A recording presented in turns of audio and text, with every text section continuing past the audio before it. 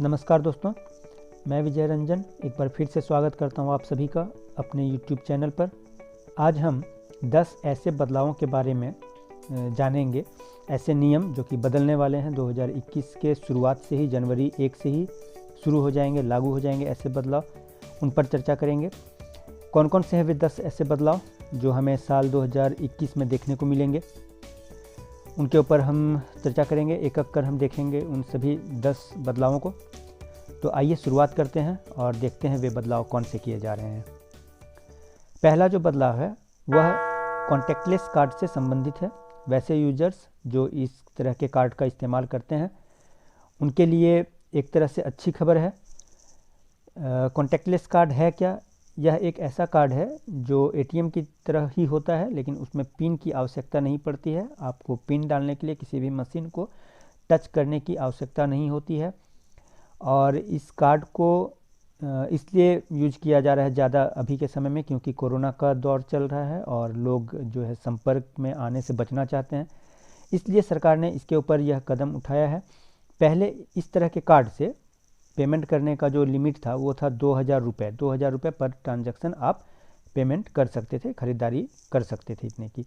लेकिन 2021 से इस राशि को बढ़ा दिया गया है। अब आप कॉन्टैक्टलेस कार्ड से 5000 रुपये पर ट्रांजैक्शन तक की खरीदारी कर सकते हैं। किसी भी जगह से जहां ऐसी व्यवस्था है, ऐसे कार्ड को जहां स्वीकार किया जाता है, आप 5000 रुपये तक की खरीदारी कर सकते हैं। दूसरा जो नियम है वह है आरटीजीएस, यानी कि रियल टाइम ग्रॉस सेटलमेंट से जुड़ा हुआ। यह बैंकिंग प्रोसेस है। आप इसमें जो है 2 लाख या उससे ऊपर की राशि किसी भी खाते में ट्रांसफ़र कर सकते हैं।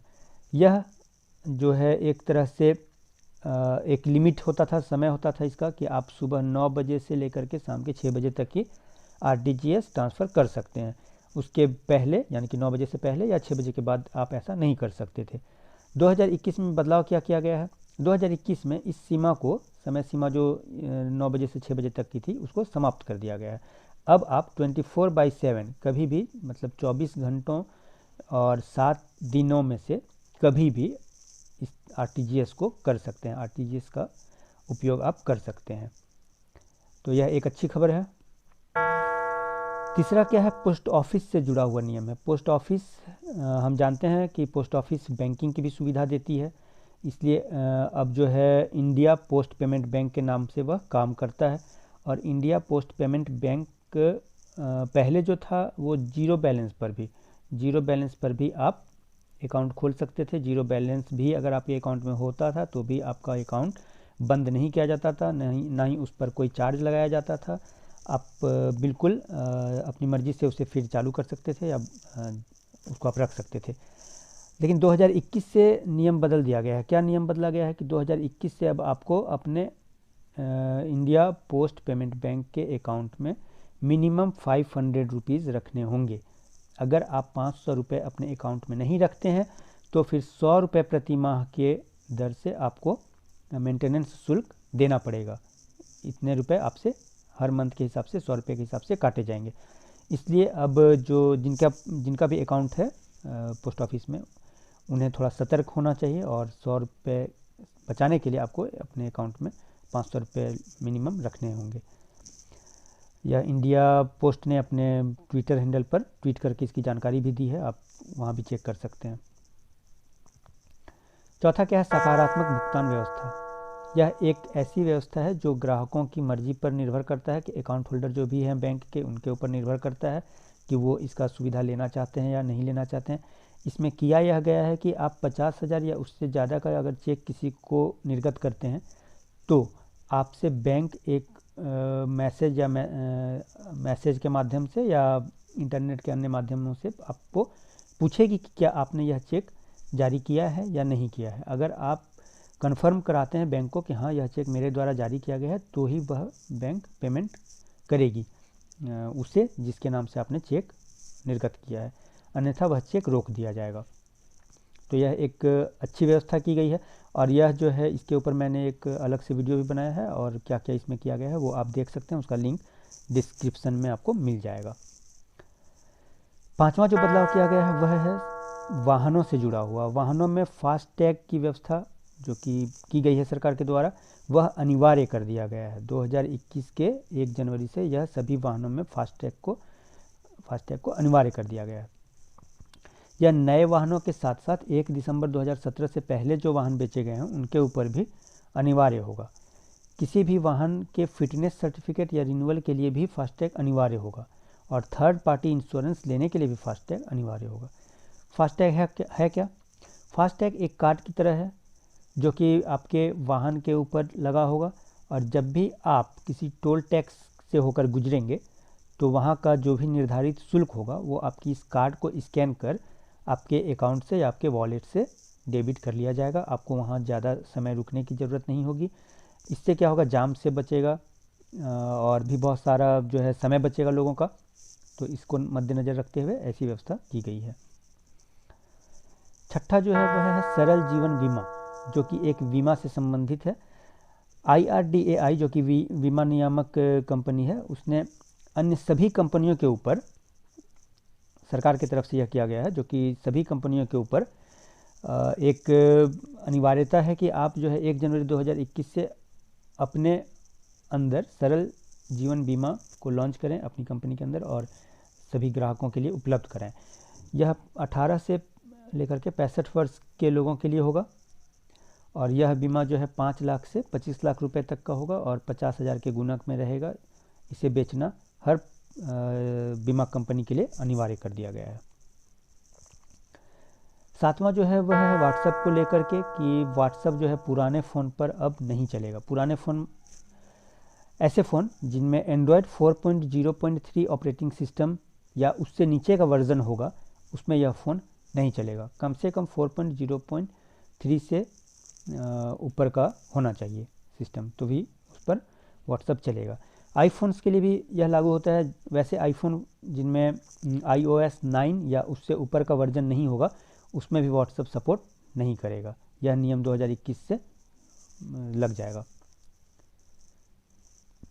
लैंडलाइन से मोबाइल पर जो कॉल किया जाता है उसके ऊपर भी एक नया नियम आया है जो कि 15 जनवरी 2021 से लागू हो जाएगा।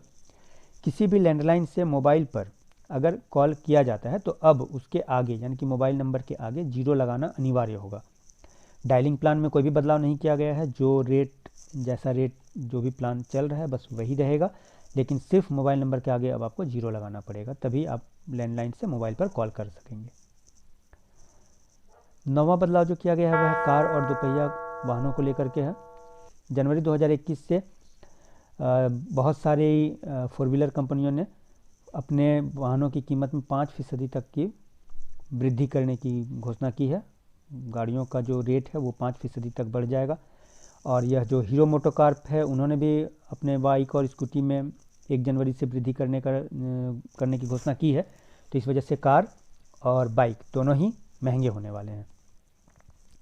10वां जो है वो UPI से जुड़ा हुआ है और इसमें NPCI national payments corporation of India ने UPI का जो ट्रांजैक्शन होता था उस पर यह नियम लगाया है।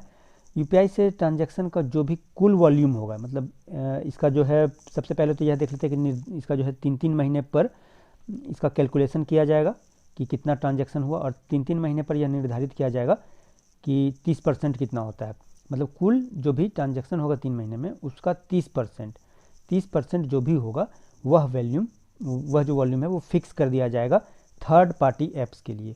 जो भी UPI का ट्रांजैक्शन करवाते हैं थर्ड पार्टी ऐप, उनके ऊपर यह नियम लगा दिया गया है कि अब वो सिर्फ 30% तक ही, कुल अमाउंट का 30% तक ही ट्रांजैक्शन वो करा पाएंगे अपने ऐप के माध्यम से।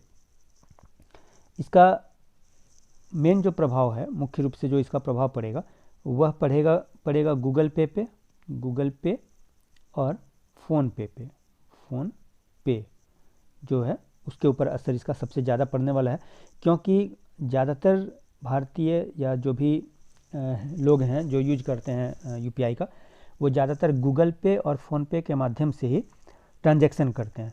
मार्केट में एकाधिकार एक तरह से होता जा रहा है इन दो फ़ोन पे और गूगल पे का। इस एकाधिकार को ही ख़त्म करने के लिए यह नियम लाया गया है कि किसी भी एक कंपनी का एकाधिकार ना हो। इस वजह से यह 30% की सीमा लगा दी गई है कि अब 30% तक ही ट्रांजैक्शन करा सकते हैं आप।